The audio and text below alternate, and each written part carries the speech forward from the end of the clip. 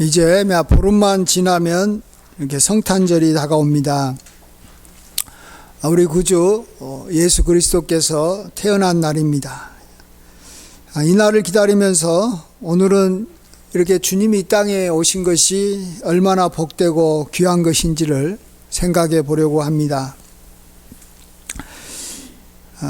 사람이 태어나면 당연히 부모가 사람이기 때문에 사람의 모습을 가지고 태어납니다.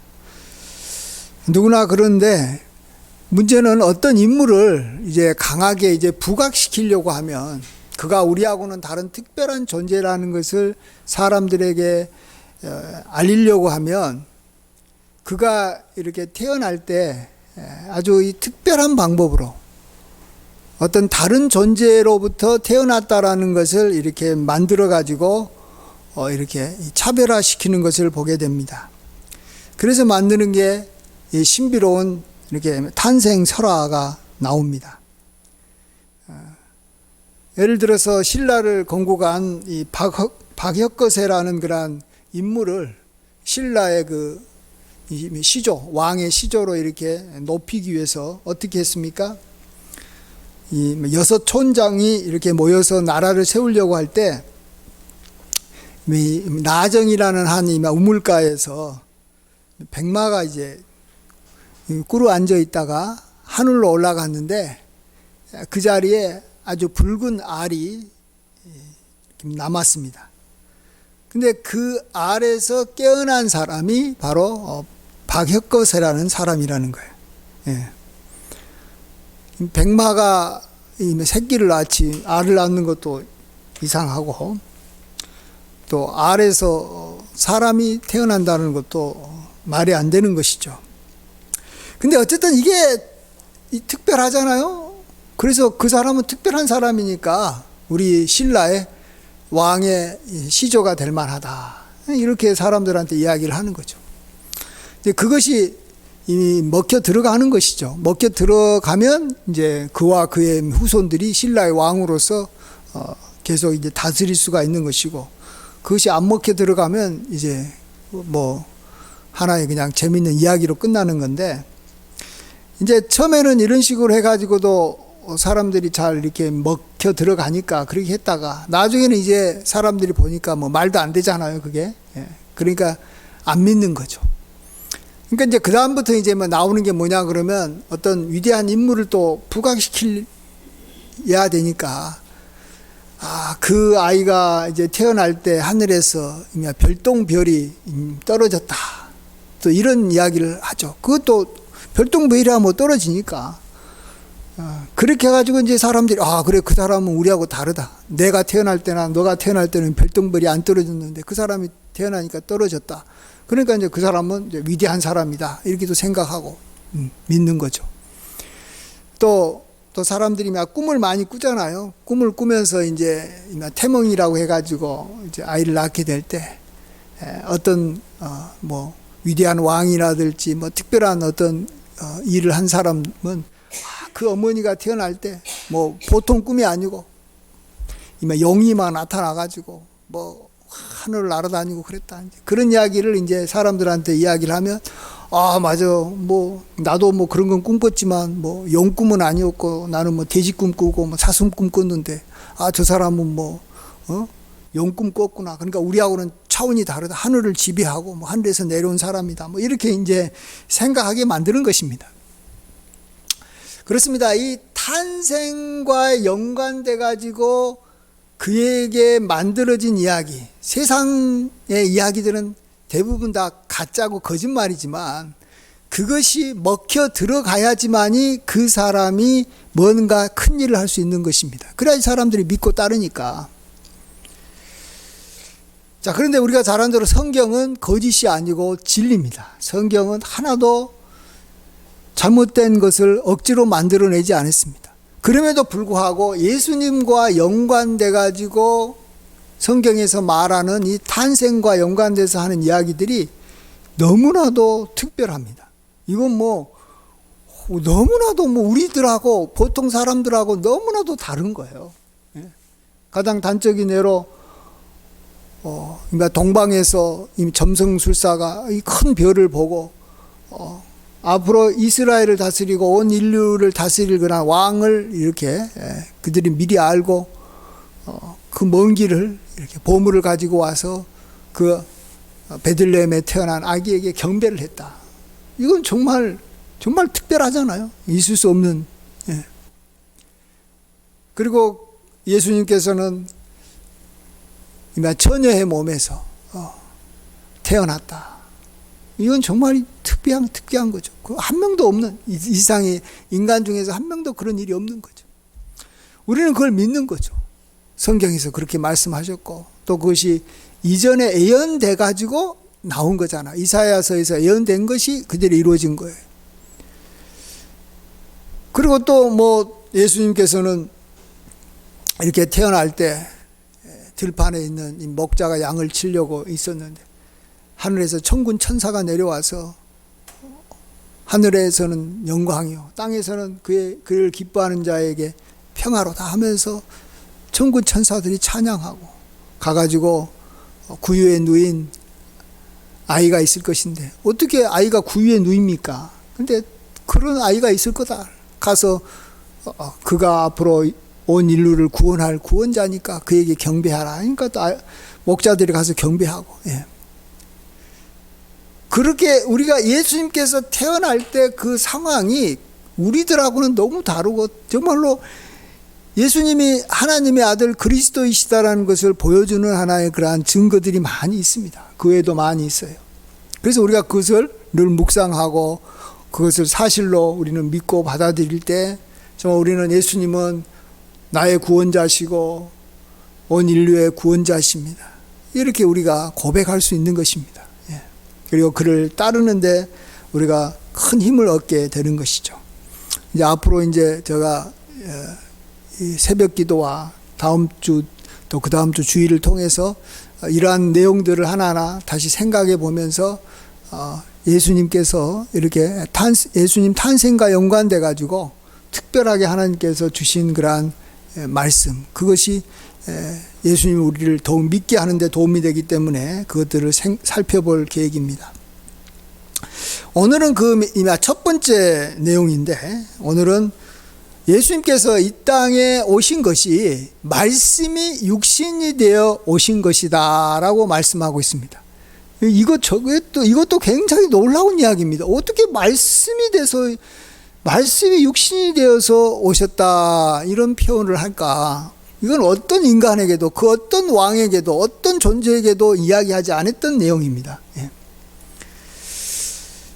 그러면서 오늘 본문을 다시 우리 한번 읽어보겠습니다. 1장 14절 말씀 오늘 하나니까 여기 14절은 여러분이 좀 암기를 하셔야 돼요. 요한복음 1장 1절, 14절, 18절 최소한 이 세 구절은 암송해야 되는데 어쨌든 14절부터 우리 암송 한번 해보겠습니다. 시작. 말씀이 육신이 되어 우리 가운데 거하심에 우리가 그의 영광을 보니 아버지의 독생자의 영광이요 은혜와 진리가 충만하더라. 아멘. 이 우리가 말씀이 육신된 것이 두 가지, 크게 나아가서 세 가지 의미가 있다고 말해주고 있습니다. 하나는 그가 아버지의 독생자라는 거예요. 아버지의 독생자. 그 다음에 두 번째는 은혜가 충만했다. 또 진리가 충만했다. 이 세 가지의 의미가 있다라고 말씀해 주고 있습니다. 먼저는 아버지의 독생자라는 것을 한번 생각해 보겠습니다. 이것은 예수님이 육신을 입으신 하나님이다라는 표현입니다. 이것이 또 여기 18절에도 나와 있어요. 오늘 본문 18절 밑에도 한번 같이 읽어볼까요? 18절 시작. 본래 하나님을 본 사람이 없으되 아버지 품속에 있는 독생하신 하나님이 나타내셨느니라. 여기 보면 독생하신 하나님이라고 또 이야기하고 있잖아요. 아예.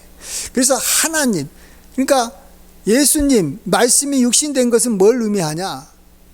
말씀이 하나님과 함께 계셨으니 이 말씀은 곧 하나님이신데 이 하나님이 육신을 입고 이 땅에 오셨다라는 것입니다.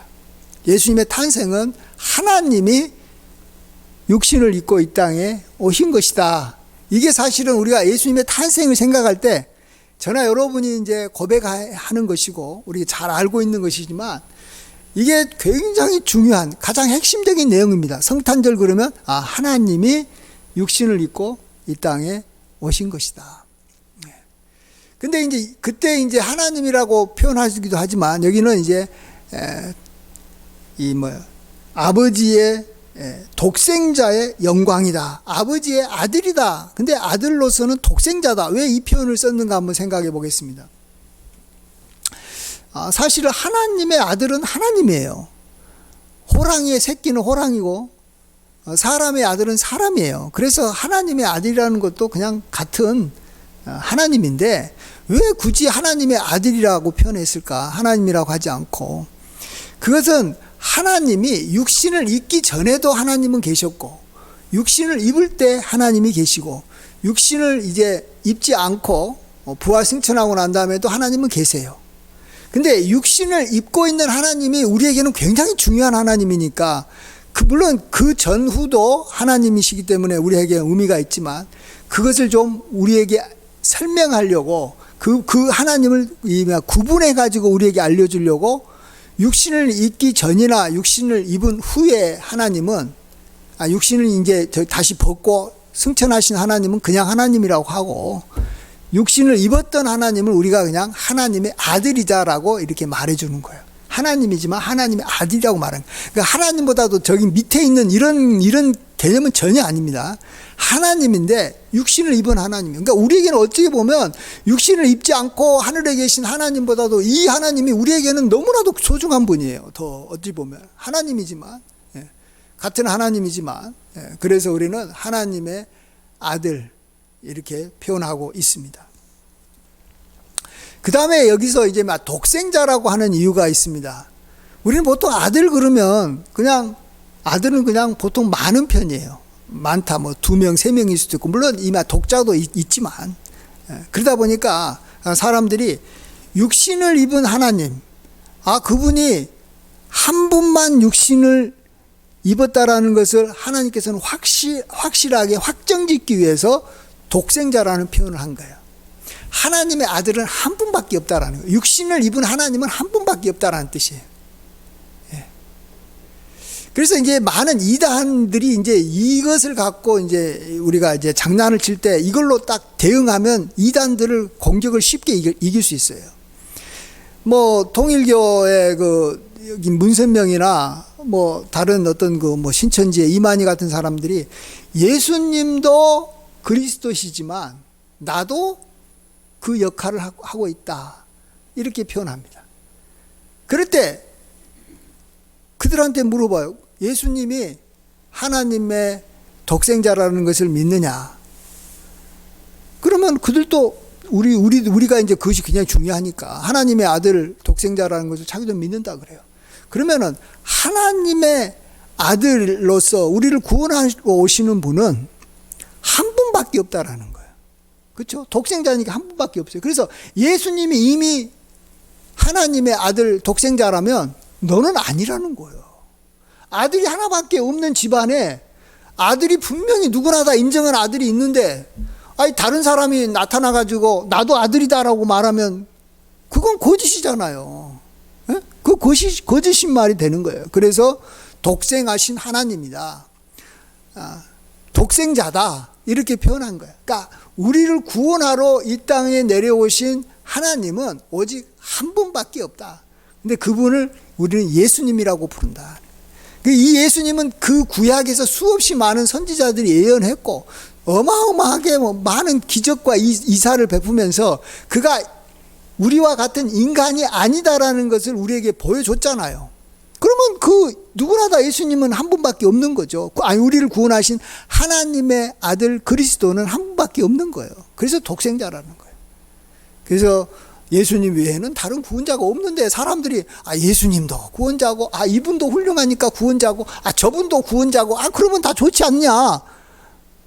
혹시 이 사람한테 실패를 했으면 저 사람을 통해서 다시 우리가 다시 회복될 수도 있는 것이고 이 사람이 완전하지 못하니까 저 사람을 통해서 다시 완전하게 구원받자 우리도 그렇잖아요. 뭐 무슨 사업을 할 때 뭐 이 사업이 잘 안 되면 뭐 저 사업을 통해서 우리가 다시 뭐 회복하면 될 것이고, 저게 안 되면 저거 가지고 맞아 뭐 방법이 여러 가지 많으면 좋겠다, 이런 생각을 하는 것처럼 우리가 하나님의 아들 그리스도도 그렇게 생각하는 거예요. 그래서 우리는 그냥 예수님을 그리스도라고 부르지 않고, 우리는 많은 경우에 하나님의 아들 그리스도라고 하는 이유도 우리가 좀 알아야 됩니다. 많은 사람들이 나도 그리스도고 니도 그리스도고 다 그리스도라고 할 때, 하나님의 아들로서 그리스도가 진짜 그리스도예요. 하나님의 육신을 입고 이 땅에 오신 하나님이 바로 우리에게는 유일한 그리스도인 거예요. 그래서 하나님의 아들 그리스도, 하나님의 독생자, 또 이렇게 독생하신 하나님, 이렇게 성경은 분명히 이야기하고 있습니다. 그래서 우리는 속아 넘어가면 안 되고, 참 예수님은 정말로 하나님이신 것을 보여줬잖아요. 뭘로 보여줬습니까? 물리를 거는 거예요. 물리를 거는 거예요.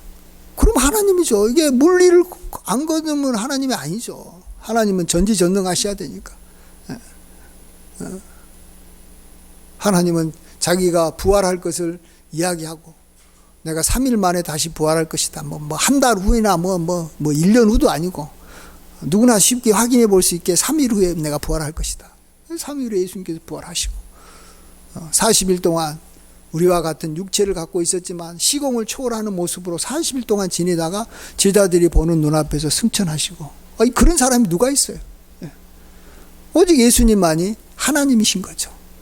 근데 예수님은 육신을 입고 있었던 하나님을 우리가 일컬어서 예수님이라고 표현한 겁니다. 예수님, 나를 예수 그리스도라고 표현하는 것입니다. 그러나 이제 예수님께서는 다시 이제 육신을 벗으시고 하늘 올라가셔서 하나님의 보좌에 앉아 계시는 거죠. 하나님으로 계시는 겁니다. 지금은. 그렇지만 우리에게는 너무나도 육신을 입고 오신 하나님이 중요하기 때문에 하나님의 아들 예수님을 우리가 믿고 그분을 너무에게 감사하는 것이죠. 그래서 예수님, 하나님이 우리를 위해서 이 땅에 오셨다, 육신을 입고 오셨다, 이게 너무나도 중요한 겁니다. 어떻게 그런 일이? 그래서 그런 하나님, 우리는 임마누엘이 하나님이라고 또 새롭게 또 마태복음에서는 이야기합니다. 하나님이 우리와 함께 하셨다. 예수님의 이름, 또 다른 이름이 임마누엘이에요. 임마누엘, 하나님이 우리와 함께 하셨다라는 거예요. 본래 하나님은 저 하늘 위에 계셔야 되는데, 이 낮고 낮은 천한 곳에 하나님께서 육신을 입고 오셨기 때문에 우리는 임마누엘의 하나님을 우리가 믿고 찬양하는 것입니다. 그 다음에 두 번째로 말씀이 육신이 되었다라는 것은 성탄의 은혜가, 주님께서 이 땅에 오신 은혜가 말 그대로 은혜가 충만하다는 거예요. 그러한 예수님은 충만하신, 예수님의 은혜가 충만해서 그 충만한 은혜가 또 우리에게도 임한다라는 것입니다. 자, 예수님이 왜 육신으로 오셨습니까? 하나님이 왜 육신을 입으셨습니까? 그냥 하나님께서 그냥 알아서 그냥 계속해서 우리를 이전에 이렇게 막 다스리듯이 하늘에서 다스리시고 보이지 않는 하나님으로 우리를 계속 다스리시고 심판하시고 우리를 이끄시고 뭐 이렇게 성령같이 다 이렇게 인도하시면 되잖아요. 성령 하나님으로. 근데 왜 육신을 입으셨어요? 그 중에 가장 중요한 것은 육신을 입어야지만이 피를 흘릴 수 있기 때문에 그런 거예요. 피 흘림이 없이는 죄 사함이 없기 때문에. 그래서 십자가의 사건을 통해서 우리에게 대속의 은혜를 베풀어 주시려고, 우리는 죄인이어서 마땅히 죽어 심판받고 하나님 앞에 영원한 영벌을 받아야 될 존재지만, 예수님께서 십자가에서 피를 흘려주시기 위해서, 하나님께서 우리에게 피를 흘려주시기 위해서 육신을 입고 오셨다라는 거예요. 그러나 죄인이, 자기 죄도 감당하지 못하는 죄인이 우리를 위해서 십자가에서 죽어봤자 무슨 의미가 있습니까? 자기 죄도 자기가 어떻게 할 수 없는 죄인이. 그렇기 때문에 하나님이 육신을 입어서 십자가에서 피를 흘려줄 때 우리는 그 대속의 은혜를 받는 것이죠. 하나님의 공의가 만족되는 것이죠. 거룩하고 흠없고 온전하신 분이 죄 많은 우리들을 위해서 대신 그 값을 치루어 줬을 때 우리는 그 죄에서 우리는 그 값을 우리가 이렇게 지불했기 때문에 우리는 자유함을 얻고 우리가 용서를 받은 것입니다. 그런 의미에서 예수님께서 육신을 입었다라는 것은 정말 우리에게는 은혜가 충만한 사건이에요. 은혜를 베풀려고 오셨구나. 십자가에서 피 흘리지 않고 다른 방법으로 우리를 구원하려고 했으면 뭐하러 육신을 입을 필요가 뭐가 있겠어요. 그러나 육신을 입고 오셔서 우리 죄를 위해서 그 죄값을 치러주신, 옛날에 어린 양의 피를 흘려서 우리가 죄사함 받았던 이 속죄제가 이것을 위한 하나의 다 그림자였고 모형이었던 것이죠. 그래서 사도 세례 요한은 보라, 세상 죄를 지고 가는 하나님의 어린 양이다. 어린 양은 우리의 속죄제를 위한 제물로 우리 사용하기 때문에 예수님을 세상 죄를 지고 가는 어린 양이고, 그 양과 같이 우리를 위해서 육신으로 오셔서 피를 흘려 주신 것입니다. 그 다음에 이제 세 번째로 끝으로 예수님이 이렇게 말씀이 육신이 되신 그러한 탄생으로서 우리에게 주시는 아주 중요한 의미가 진리가 충만하다라는 것입니다. 말씀이 육신이 돼서 이 땅에 오셨기 때문에 예수님이 말하는 것은 물론이거니와 예수님께서 행하시는 일이나 어떤 행동이나 이 모든 것들이 다 진리의 말씀을 우리에게 보여준다라는 것입니다.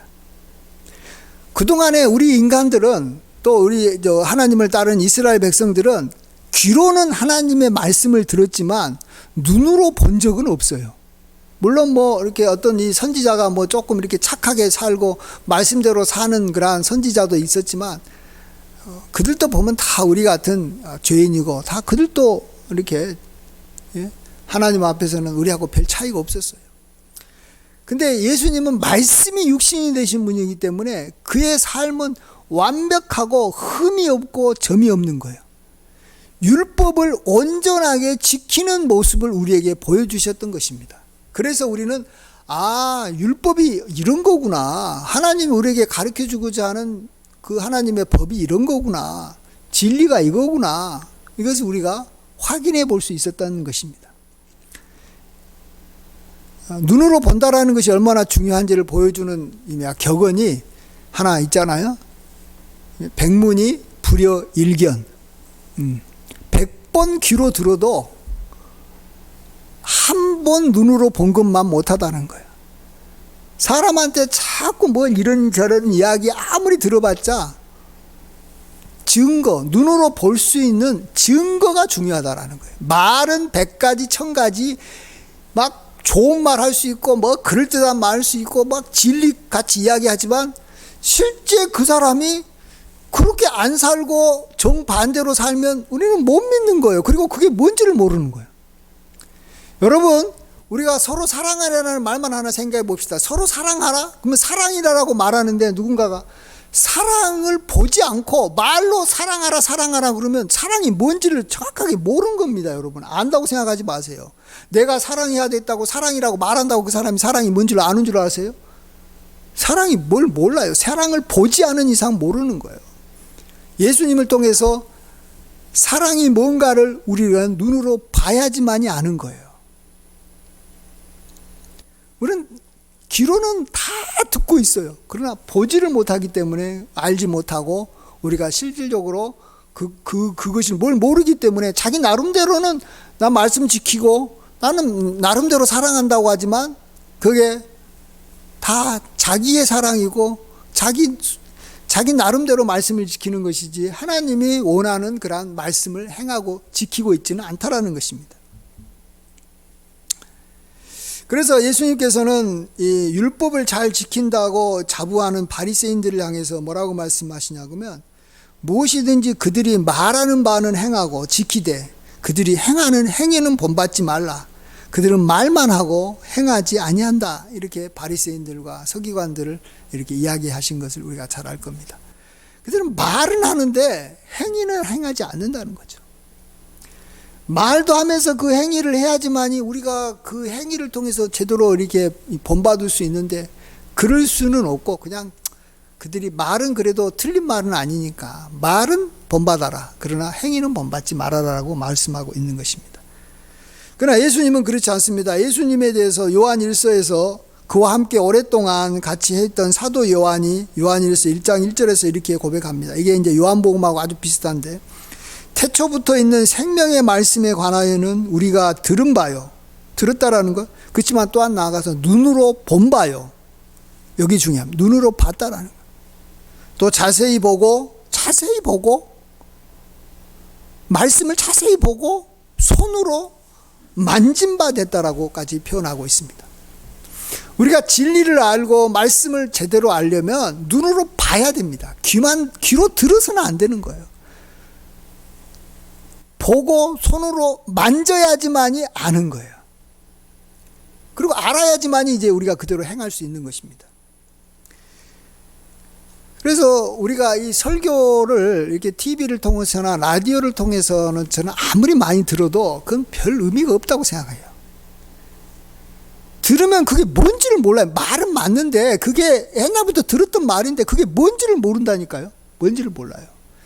그래서 자기에게 하나님의 말씀을 전해준 사람이 있다면 그 사람의 말만 들으려고 하지 말고 그 사람의 삶을 보면서 그 사람이 하는 말을 들어서 그 사람이 말과 행위가 일치되게 행동을 하면 그것이 이게 이런 말이었구나 라고 알 수가 있는 것입니다. 저는 사실 성경을 아무리 많이 읽어도 뭐가 뭔지를 모르겠더라고요. 성경이 무슨 말을 하고 있는지. 이웃을 내 몸처럼 사랑이라고 하는데 이게 뭔지, 말은 알지만 이게 뭔지를 몰라요.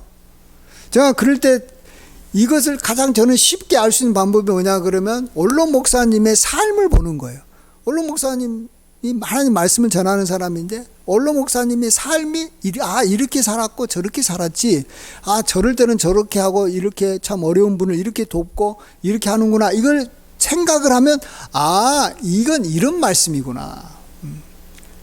하나님을 사랑하라, 마음을 다하고 뜻을 다하고 성품을 다하여 사랑하라는 말을 많이 들어봤지만 원로 목사님의 삶을 통해서 그가 예배드리는 자세와 하나님을 대하는 모습과 기도하는 모습, 여러 가지 것들을 생각해 보면 이게 이런 것이 하나님을 사랑하는 거구나, 그때서야 아는 것이지, 아무리 귀로 많이 듣고 많이 묵상한다고 우리가 아는 게 아니라는 것입니다.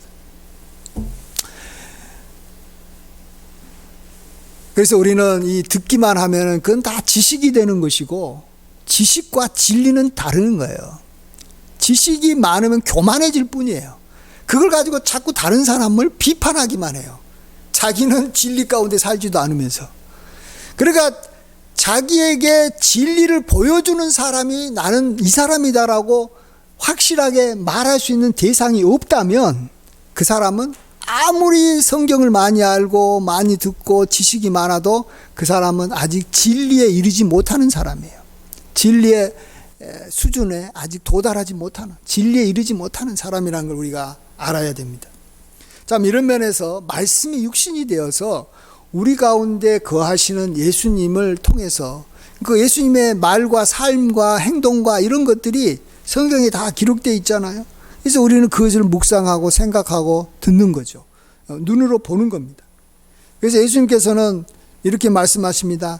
자주 하신 말씀이 내 말이 중요한 것이 아니라 내가 한 일, 행위가 더 중요하다라고 말합니다. 이렇게 말합니다. 만일 내가 내 아버지의 일을 행하지 아니하거든 나를 믿지 말려니와 내가 행하거든 나를 믿지 아니할지라도 그 일은 믿으라는 거예요.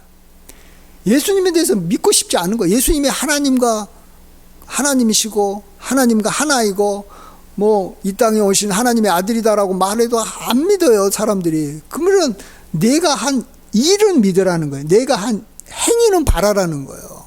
그가 어떤 행위를 하고 있는지, 그가 어떤 말을 하고 있는지, 아니 어떻게 살아가고 있는지 이걸 바라는 거예요. 그리고 그것 보고 믿을 만하면 그걸로 믿으라는 것이에요. 우리도 예수님을 대할 때 그렇게 봐야지. 어떤 사람들은 요즘에 그냥 어떤 성경 구절 한두 구절 이렇게 어디서 딱 이렇게 찾아갖고 그 구절 암기하고 난 다음에 그냥 그렇게 하면 안 돼요. 예수님이 사람들을 어떻게 대하고 또 사람들을 대할 때 어떤 일이 벌어졌고 이런 사건을 중심으로 해서 우리가 예수님을 알아가야 되지, 교훈이라고 해가지고 어떤 이 격언, 잠언, 어떤 한두 구절의 어떤 말씀 가지고 이렇게 탁 잡고 어떤 행동을 하려고 그러면 이게 한 부분은 맞아도 다른 부분은 틀려요. 이 세상에 좋은 말이 얼마나 많은지 모릅니다, 여러분. 이 좋은 말에 미혹되지 마세요. 말은 얼마나 잘하는지 몰라요. 저 어디 다른 타종교회는 좋은 말만 다 어디서 끌어모아가지고 그냥 들어보니까 그냥 말은 너무 잘하더라고요. 근데 그것을 보여주는 사람이 하나도 없어요. 그렇게 사는 사람은 하나도 없어요. 그래 놓고 말만 갖고 사람들을 미혹하고 말만 가지고 하는 거예요. 자, 이제 정리하고 마무리하고자 합니다. 성탄은 오늘 요한복음 1장에서 성탄의 의미를 한마디로 말하면 말씀이 육신이 된 사건이다. 성탄이라는 것이. 이렇게 말해주고 있습니다. 그럼 말씀이 육신이 됐다라는 것은 우리에게 무슨 의미냐? 좀 더 우리가 생각해 볼 수밖에 없죠. 참 너무 막연한 말이 말씀이 육신이 됐다라는 거니까. 근데 그것은 첫 번째로는 하나님의 독생자의 영광을 우리가 본 것이다. 하나님의 아들의 그런 영광이다. 육신을 입고 하나님이 오셨다라는 거다. 그래서 하나님이 육신을 입은 사건이다라는 것입니다. 근데 그렇게 하나님이 육신을 입은 사건은 오로지 한 번밖에 없다라는 거예요. 예수님을 통해서 딱 한 번, 지금부터 2000년 전에 딱 한 번만 일어나기 때문에 그분을 보고 우리는 독생자라고 말하는 것입니다. 독생자. 그 전에도 없었고 그 후에도 없었고 앞으로 영원히 그런 일은 없는 거예요. 그렇기 때문에 내가 예수님과 같은 그러한 구원자라고 누군가가 이야기한다면 그는 다 거짓인 거죠. 하나님의 아들 그리스도는 독생자 한 분밖에 없는 것입니다. 그 다음에 두 번째로는 말씀이 육신이 되었다라는 것은 정말 은혜가 충만하다라는 것입니다. 십자가에서 예수님께서 우리 죄를 대속하기 위해서 피를 흘리기 위해서 육신을 입었기 때문에 말로 우리에게는 이보다 더 큰 은혜가 어디 있습니까? 십자가의 은혜, 그것을 우리에게 주시기 위해서 육신을 입으셨다는 겁니다. 모든 사람들은 다 이렇게 살려고 이 땅에 태어나고 어떻게든지 살려고 노력합니다. 그러나 예수님은 죽으려고 이 땅에 태어났고 죽는 것을 그분이 자기가 택하신 것입니다. 그래서 참 이건 정말로 고통인 거죠.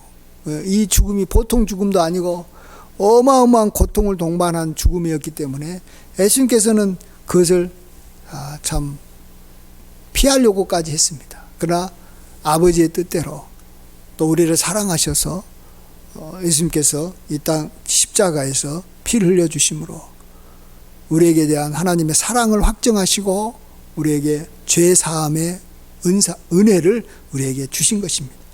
그래서 그분에게는 은혜가 충만하신 분이에요. 어떻게든지 뭔가 우리에게 나눠주고 싶고 우리가 잘되게 해주고 싶고 그런 것들을 많이 가지고 있고 또 그런 마음이 있기 때문에 우리가 예수님께 가까이 가면 옷자락만 닿아도 우리는 엄청난 은혜를 입는 줄 믿습니다. 그러니까 은혜가 어마어마한 사람과 어마어마한 분하고 우리가 가까이 있는 것이 얼마나 큰 은혜인지 알아야 됩니다. 은혜가 충만하신 분에게 있어야지 우리가 은혜를 얻어내는 것이지, 은혜가 있어도 은혜가 손바닥만한 사람한테 가가지고 은혜를 구해봤자 우리는 이제 이 새끼손가락만한 그런 조그만 그런 은혜밖에 못 받는 거예요. 그러나 정말로 하나님은 은혜가 충만한 십자가에서 충만한 은혜를 보여줬기 때문에 우리의 모든 죄를 우리가 다 용서받고 우리가 의롭다함을 입고 하나님의 백성으로서 우리가 복되게 살아가는 것입니다. 그리고 마지막으로 말씀이 육신이 되었다라는 것은 우리가 그동안에 예수님을 통해서 또 이렇게 그동안의 선지자나 성경을 통해서 듣기만 했던 진리를, 말씀을 이제는 우리가 예수님이 살아서 움직이는 거니까 우리처럼 움직이면서 말도 하시는 그러한 육신으로 오셨기 때문에 우리가 그 말씀을 우리가 눈으로 직접 보게 됐다라는 것입니다. 여러분, 눈으로 보기 전까지는 절대로 믿지 마십시오. 말은 절대 어떤 사람의 말이든 눈으로 보기 전까지 믿으면 안 됩니다. 증거가 없이 자꾸 귀로만 들었던 말을 믿으려고 하다가 우리가 얼마나 많이 속임을 당합니까? 말씀이 육신이 되신 오직 예수님은 우리가 그가 살았던 삶과 그가 행하셨던 그러한 일을 통해서 우리는 예수님은 믿을 만한 것인 것을 우리에게 보여주셨던 것이고, 진리가 뭐라는 것을 우리에게 확인시켜 주신 것입니다. 예수님 외에는 믿을 자가 없어요. 사실은 정확히 보면 예수님도 아무도 안 믿었어요. 사람을. 사람들은 말은 막 하고 막 충성하겠다라고 말하지만 다 나중에는 행위는 배신하는 거예요. 다 나는 진실되게 따르겠다고 하지만 다 나중에는 다 거짓을 행하고 다 떠나는 것을 아세요. 하나님은 다 알고 계세요. 그렇기 때문에 우리 죄를 위해서 십자가에서 죽으시고 늘 우리를 불쌍히 여겨주시는 줄 믿습니다. 우리도 진리를 우리가 더욱더 우리가 알려면 진리를 자꾸 들으려고만 하지 말고 내가 진리를 들었던 사람하고 같이 지내면서 진리를 보지 않은 이상 나는 절대 진리에 이룰 수 없다라는 것을 우리가 인정을 해야 됩니다. 그러니까 요즘 사람들은 지식만은 어마어마하게 많을 뿐이지 진리를 갖고 있는 사람은 많지 않아요. 여러분, 사람들이 많이 알고 있다고 막 존경하지 마십시오. 다 그것은 지식인 것 뿐이지. 진짜 오늘도 우리가 이 교도문에서 읽었듯이 진리를 알지니 진리가 너희를 자유케 하리라. 진리는 우리로 하여금 죄짓지 않게 하고 그래서 죄의 종에서 벗어나서 우리가 자유를 얻게 하는 것이 진리인데, 그 자유를 얻는 그러한 진리를 갖고 있어야지 종으로 살면서 내가 진리를 알고 있다 하는 것은 다 거짓인 것입니다. 그러려면 우리가 진리 가운데서 자유롭게 사는 사람을 만나야 되고 그와 함께 해야 되고 그하고 지내야 됩니다. 그래서 예수님께서는 제자들하고 같이 말만 한 게 아니라 강의만 하신 분이 아니라 예수님은 제자들하고 3년 동안 같이 사셨던 이유를 알아야 됩니다. 같이 살고 보게 하려고 따라다니는 거예요. 따라다니게 한 거예요. 그래서 예수님 12제자만이 진리를 정확하게 알았던 것이고, 그 12제자가 그 진리를 보고 또 다른 사람들한테도 이제 자꾸 자기를 이렇게 함께 따라와라고 제자 삼면서 같이 지냈던 거예요. 그래야 진리를 보여주니까. 그렇게 해서 진리가 전해지는 것이지 절대 말로는 진리가 전해질 수가 없는 것입니다. 강의 들어가지고 설교 들어가지고는 절대로 진리가 이렇게 세상에 퍼져나갈 수는 없는 것입니다. 이러한 정말로 귀한 은혜, 그래서 예수님께서는 우리 이 땅에 인간의 몸으로 오신 것입니다. 하나님이 우리에게 육신을 입고 오신 것입니다. 얼마나 큰 은혜와 진리가 충만한 일이고 하나님의 영광인지 모릅니다. 그러한 성탄절을 우리가 기쁘게 맞이하시고 성탄절의 은혜가 충만하시기를 간절히 축원드립니다. 아멘. 기도하겠습니다.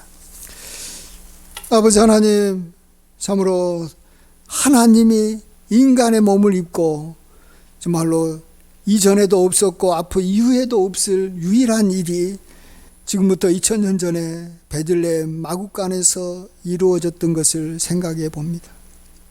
이것을 오늘 요한복음에서는 말씀이 육신이 되어 우리 가운데 거하신 사건이라고 이야기하시고 하나님의 독생자의 영광을 이라고 하시고 은혜와 진리가 충만하다고 하셨사오니 우리가 이 은혜를 온전히 깨닫고 눈으로 보고 손으로 자세히 만질 수 있는 데까지 이르게 하여 주시옵소서. 감사드릴 때 존귀하신 예수님의 귀하신 이름으로 기도하옵나이다. 아멘.